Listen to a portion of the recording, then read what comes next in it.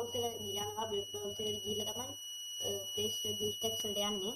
ඉතින් ඔයාලට තියෙන්නේ තමන්ගේ web browser එක open කරලා BlueStacks 5 කියලා internet එකේ search කරන්න. BlueStacks 5 ගම මේ වගේ interface එකකට තමයි එන්නේ. මේකේ ඔයාලට තියෙනවා BlueStacks එකේ ඒකේ fastest මෙන්න මේ දේව කියන්නේ fastest Android app player for PC BlueStacks 5 කියන එක ක්ලික් පාරක් දෙන්න. ඒක ඔයගොල්ලෝ මේ වගේ interface එකට යනවා. මේකේ තියෙනවා download BlueStacks කියන එක. ඒක download කියන බටන් එක ක්ලික් කරලා download BlueStacks කියන බටන් එක ක්ලික් කරලා මෙතනින් ඔයාලට පේනවා download වෙනවා. ඊට පස්සේ ඔයාලා BlueStacks එක download කරගන්න පුළුවන්.